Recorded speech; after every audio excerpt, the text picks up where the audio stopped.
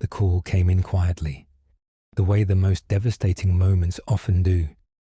No sirens, no screaming. Just a voice on the other end of the line saying there was something in the woods, something that didn't belong there.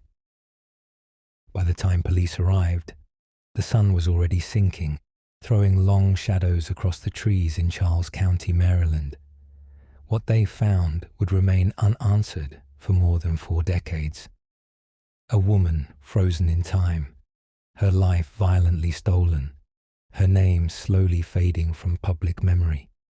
Her name was Vickie Lynn Belk, and for 44 years, her killer lived freely, hidden in plain sight, protected by time, until science reached back into the past and pulled the truth into the light.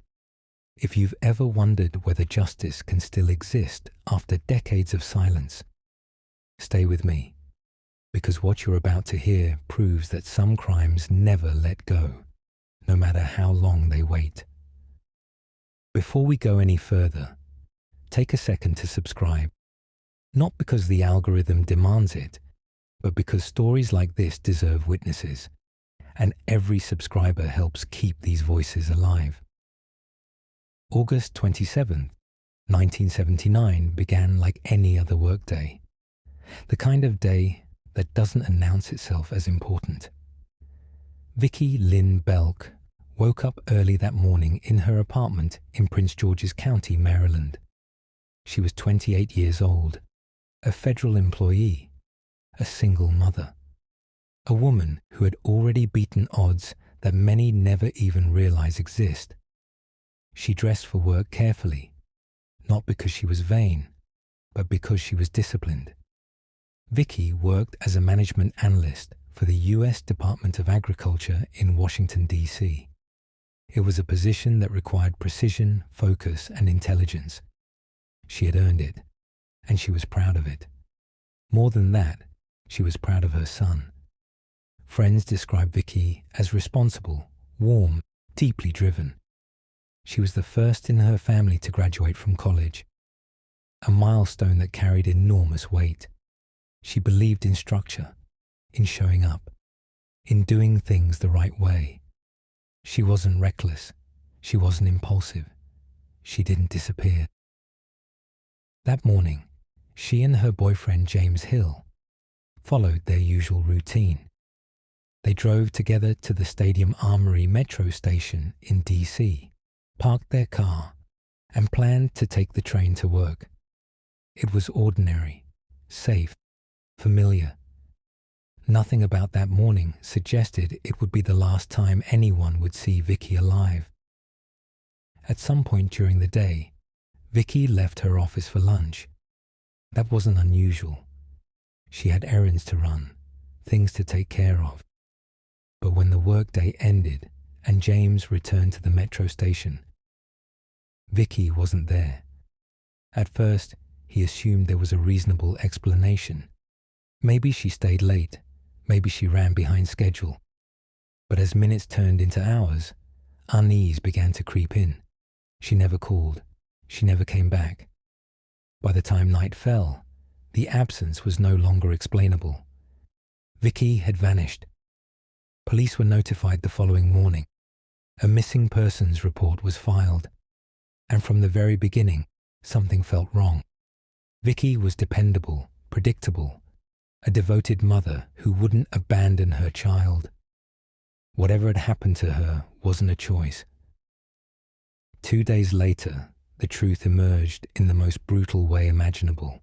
A teenage boy riding his bike near Bryan's Road noticed something unusual just off the path, something pale against the earth. When authorities arrived, they discovered Vickie's body lying in the woods. She was face up, her legs were extended, her fists were clenched. She had been raped, and she had been shot in the head. There was no wallet, no purse, no immediate answers, just a young woman murdered and left alone in the woods like she was disposable. The medical examiner confirmed what investigators feared. This wasn't random violence. It was targeted, intentional. personal. Her car, the same one she had driven to work, was later found abandoned back in Washington, D.C. Whoever took Vickie had used her vehicle, then discarded it. He had moved freely through multiple jurisdictions, leaving confusion and chaos in his wake. In 1979, investigators did everything they could with the tools they had. Evidence was carefully collected. Her clothing, her slip, her shoes, biological material that would later become the most important clue of all.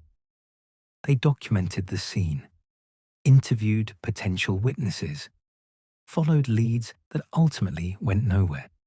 But there was one massive problem. DNA analysis, the kind that solves crimes today, didn't exist yet. And so the case stalled. Weeks turned into months, months into years. Vickie's name slowly slipped from headlines. Detectives retired. Files were boxed up. The investigation grew colder with every passing season. But for her family, time didn't heal anything. Her son grew up without his mother. Birthdays passed. Graduations came and went. Every milestone shadowed by absence. Every holiday haunted by the same unanswered question. Who did this, and why? For decades, the Belk family lived inside a waiting room of grief. No justice, no closure, just a photograph frozen in time. Then quietly, something changed. In the early 2000s, cold case units across the country began reopening investigations long thought unsolvable. Advances in forensic science were rewriting the rules. Evidence once considered useless suddenly became gold. And in Charles County, Maryland, one detective refused to let Vickie Belk's case die. Detective Sergeant John Elliott had seen enough cold cases to know that time didn't erase truth. It just buried it. He reopened the file, pored over yellowed reports, re-examined evidence that had been sealed away for decades. The clothing collected in 1979 was still preserved, and embedded within it was something the killer never thought would matter: DNA. In 2022, 43 years after Vickie was murdered, forensic scientists were finally able to extract a viable DNA profile from biological material preserved on her clothing. It was painstaking, delicate. One mistake could destroy everything. When the profile was complete, it was uploaded into CODIS, the National DNA Database. And then they waited. Weeks passed, then months. And then, on November 1st, 2022, the phone rang. There was a match. The DNA belonged to a man named Andre Taylor. At the time of Vickie's murder, Taylor was 18 years old. His DNA had entered the system years later due to unrelated arrests in Washington, D.C. Suddenly, the past and present collided. Investigators began reconstructing Taylor's life in 1979. He lived near where Vickie's body was found. He had access to the area. The puzzle pieces began to align in ways they never had before. Detectives tracked him down, not hiding, not fleeing, but living quietly, his health failing, his life winding down. They obtained a new DNA sample. It was a match. After 44 years, Vickie Lynn Belk's killer finally had a name. In June 2023, Andre Taylor was arrested and charged with first-degree murder and rape. The silence was over. And as the news spread, one truth became impossible to ignore. The man who destroyed Vickie's life had lived decades without consequence, while her family carried the weight of his crime every single day. But this was only the beginning. Because next comes the trial, the testimony, the moments when decades-old evidence is placed under modern scrutiny, the reckoning that forces a courtroom to confront a crime frozen in time. And what happens next will raise one of the most chilling questions of all. How many other killers are still out there, just waiting for science to catch up? For investigators, a name doesn't immediately mean answers. It means questions, and sometimes regret. Once Andre Taylor's DNA hit in the system, detectives didn't celebrate. They went quiet, because what they were about to uncover wasn't just the story of a killer. It was the story of how close this case may have come to being solved decades earlier, and how easily the truth slipped through the cracks. In 1979, Andre Taylor was not invisible. He was young, restless, and already drifting toward trouble. Records show that in the years following Vickie Belk's murder, Taylor would rack up multiple arrests in Washington, D.C. Assaults, weapons charges, violent encounters that painted a picture of a man comfortable with intimidation and force. But in 1979, he was just another name that never made it onto a detective's list. Back then, investigations were built on eyewitnesses, informants, and confessions. And in Vickie's case, none of those came easily. There were no confirmed sightings of her after she left work, no neighbors who heard screams, no one who saw her being forced into a vehicle. Whoever took her knew how to move unnoticed. Investigators believed Vickie was abducted sometime during her lunch break, likely approached in a place that felt safe, a parking lot, a street she'd walked countless times, a moment of trust that lasted seconds and ended her life. The theory was simple but terrifying. Vickie encountered someone who appeared non-threatening, someone young, someone ordinary, someone like Andre Taylor. But in 1979, police had no way to prove it, and so they chased what they could. They questioned co-workers, friends, family.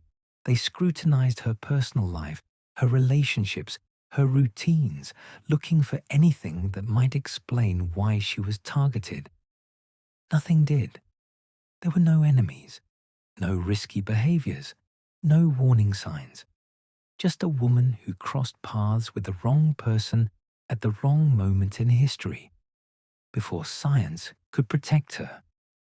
As the years passed, the case file grew thicker, then stagnant. Leads dried up.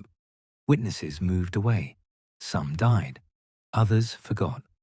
The Belk family learned to live with a kind of pain that doesn't scream. It hums quietly in the background of everything. For them, time didn't move forward. It circled. Every few years, there would be a call from law enforcement, a check-in, a reminder that the case wasn't forgotten, even if it wasn't moving. But behind the scenes, something crucial was happening. Evidence, the kind that could have been discarded, was preserved. Vickie's clothing was sealed and stored. Her slip, her dress, items that held microscopic traces of the man who killed her. Traces that meant nothing in 1979, but would become everything decades later. This decision, whether by foresight or protocol, would change the course of history. As forensic science evolved, cold case detectives across the country began reopening files that had once been considered dead ends. DNA profiling matured, databases expanded. What had once been impossible became routine. But reopening a case like this isn't easy. It means confronting failure. It means asking uncomfortable questions. Could this have been solved earlier? Did someone overlook something? Did a killer walk free because technology wasn't ready, or because someone wasn't looking hard enough? Detective John Elliott understood this weight. When he reopened the Belk case, he didn't do it with optimism. He did it with resolve. He reread every report, studied crime scene photos, compared timelines, and slowly, methodically, he began pushing the case toward the one place it had never gone before, the lab. The process of extracting DNA from decades-old evidence is painstaking. Fabric degrades, samples break down. Contamination is always a risk. In many cases, attempts fail. But this time, they didn't. When the DNA profile was uploaded and matched to Andre Taylor, it didn't just identify a suspect. It rewrote the past. Suddenly, moments that once seemed meaningless took on new significance. Taylor had lived near the dump site. He had a history of violence. He was young enough in 1979 to blend in, to seem harmless, to avoid suspicion. And most chilling of all, after Vickie's murder, he didn't stop offending. He kept going. That realization hit investigators hard because it meant that while Vickie's family mourned, while her son grew up without a mother, the man who destroyed her life continued moving through the world, unchecked. When detectives finally located Taylor years later, they didn't find a monster lurking in the shadows. They found a man broken by time. His health had deteriorated. He lived in assisted care. His body was failing. The years had caught up with him, just not in the way justice had intended. But DNA doesn't care about age. It doesn't forget. And when investigators obtained a fresh sample, the results were undeniable. The same genetic signature present on Vickie's clothing in 1979 was present in Andre Taylor's body decades later. The truth had waited patiently. Now it demanded to be heard. As Taylor was taken into custody, reactions rippled outward, through law enforcement, through the community, and most of all, through the Belk family. For them, the arrest reopened wounds they had spent a lifetime trying to survive. Because an arrest isn't closure, it's confrontation. It's reliving the worst moment of your life in public, under fluorescent lights, while strangers dissect your loved one's death. And it was just the beginning. Because what came next, the trial, would force a jury to bridge 44 years of silence, to listen to evidence that had outlived witnesses, and to decide whether justice delayed could still be justice served. And in that courtroom, one question would hang heavier than all the others. Can you hold a man accountable for a crime committed nearly half a century ago, when time has changed everything except the truth? That's where we're headed next. The courtroom was quiet in a way that felt unnatural, like the air itself was holding its breath. Wooden benches polished by decades of waiting, fluorescent lights humming softly overhead, and at the center of it all, a man whose name had been nothing more than a genetic code for most of the investigation. Andre Taylor sat at the defense table, his body weakened by age and illness, his face marked by time. To anyone walking in without context, he didn't look like a monster. He looked small, frail, almost forgettable. But the crime he was accused of was anything but. For the jury, this case wasn't just about what happened in 1979. It was about whether truth could survive 44 years of erosion, whether memory, evidence, and science could still align strongly enough to carry the weight of justice. Prosecutors began where the story had frozen, August of 1979. They reconstructed Vickie Belk's final known movements with painstaking care. Her morning routine, her lunch break, the disappearance that set off alarm bells. Jurors listened as witnesses described who Vickie was, not as a victim, but as a person, a mother, a professional, a woman whose life had direction and purpose. This wasn't random. This wasn't inevitable. This was taken. Then came the evidence. The prosecution explained how biological material recovered from Vickie's clothing had been preserved for decades, untouched, sealed, waiting for technology to catch up. Forensic experts walked the jury through the science step by step, translating complex processes into human terms. DNA, they explained, is a fingerprint written into every cell. It doesn't fade with time. It doesn't lie. And in this case, it spoke clearly. The genetic profile extracted from the evidence matched Andre Taylor. Not loosely, not circumstantially, exactly. Defense attorneys pushed back hard. They questioned the chain of custody, the age of the evidence, the possibility of contamination. They reminded jurors how much time had passed, how many opportunities there were for mistakes. But the science held. Experts testified that the DNA sample was intact, properly stored, and handled according to protocol. They explained that the likelihood of the match belonging to anyone else was astronomically small. This wasn't speculation. It was confirmation. Then came the most haunting realization of all. Andre Taylor had been in the system for years. His DNA didn't appear in CODIS by accident. It was there because of prior arrests, evidence that his violent behavior hadn't begun or ended with Vickie Belk.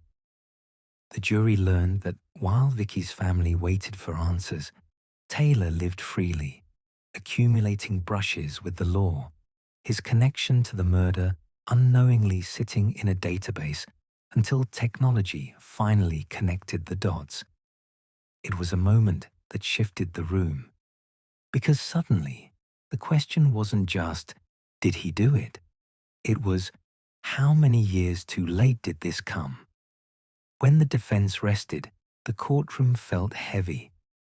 Decades of silence compressed into hours of testimony. Jurors were sent to deliberate. It didn't take long. After just 2 hours, they returned with a verdict. Guilty. First-degree murder. Rape. The words echoed in the room, landing differently on every person present. For prosecutors, it was validation. For the defense, the end of the road. For Andre Taylor, the moment time finally caught up. But for Vickie Belk's family, it was something else entirely. Relief, grief, anger, sorrow, all tangled together. You don't get 44 years back. You don't reclaim the birthdays missed, the conversations never had, the childhood stolen from a son who grew up asking why his mother never came home. What you get is acknowledgement. You get the truth spoken aloud. You get the world finally saying her name. In victim impact statements, family members describe the void Vickie left behind, a presence that never faded, only sharpened with time. They spoke of resilience, of survival, of the long, exhausting wait for justice, and they spoke directly to the man responsible, not with rage, but with clarity, because the truth no longer needed to shout. Andre Taylor now faces life behind bars, the final chapter of a story that began when he was barely an adult and ended with him confronting the consequences of a crime committed nearly half a century earlier. Justice didn't arrive swiftly, but it arrived, and in doing so, it sent a message far beyond this courtroom, that no matter how long a killer hides, no matter how deeply a case is buried, the past is patient, and DNA never forgets. What comes next is the aftermath, the legacy Vickie left behind, the ripple effects of this conviction, and the unsettling reality that there are still countless cold cases waiting for the same breakthrough. When the courtroom emptied and the doors finally closed, something unusual happened. The silence didn't feel heavy anymore. For 44 years, Vickie Lynn Belk's name had existed in limbo, spoken softly, carefully, like saying it too loudly might reopen wounds that never truly healed. But now, her name was etched into the record, official, acknowledged, no longer unanswered. Justice, delayed but undeniable, had finally arrived. For her family, the verdict did not erase the pain. It didn't restore what was taken, but it changed something fundamental. The question mark that had hung over their lives for decades was gone. They no longer had to wonder who. They no longer had to imagine endless possibilities. The truth, as brutal as it was, had a shape now. A face, a name, and that mattered. Vickie's son, who grew up carrying the weight of a mother he barely had time to know, could finally stand on the other side of uncertainty. His life had been shaped by absence, by birthdays without her voice, milestones without her guidance. Now, at last, he had something close to peace. Not closure, peace. Because closure suggests an ending, and some losses never end. But justice gives grief a place to rest. In the years before the arrest, the Belk family refused to let Vickie be remembered only for how she died. They created a foundation in her name, scholarships, opportunities, a continuation of the future she believed in. Her life became more than a crime scene. It became a legacy. And in a quiet, almost poetic way, the same persistence that defined Vickie's life is what ultimately brought her killer to account. The same discipline, the same refusal to give up. Law enforcement officials later acknowledged what this case represented. Not just a solved murder, but a promise. A promise that evidence matters, that preservation matters, that even when answers seem impossible, they are not always gone. They are waiting, waiting for science, waiting for someone who refuses to stop asking questions. But there's a darker truth beneath all of this, one that lingers long after the headlines fade. Andre Taylor lived more than 4 decades without being held accountable for this crime. During that time, he moved freely through the world. He aged, he lived, he existed. Vickie did not get that chance, and her case raises a question that cannot be ignored. How many others are still out there? How many crimes from the 1970s, the 80s, the 90s, sealed away in boxes, labeled cold, waiting for a lab result, a database entry, a second look? How many killers believe time has protected them? Because this case proves something terrifying and powerful all at once. Time doesn't erase guilt. It just delays exposure. DNA doesn't forget. It doesn't forgive. And it doesn't care how old you are when it finally catches up. If this story stayed with you, if it made you think about the lives behind the headlines, the victims behind the statistics, then you already understand why these stories matter. Drop a comment below with your thoughts on cold cases like this one. Should there be more funding, more attention, more pressure to reopen the past? And if you haven't already, subscribe, because there are still thousands of names waiting to be spoken out loud again. Justice may be slow, but sometimes it's just waiting for the right moment to speak.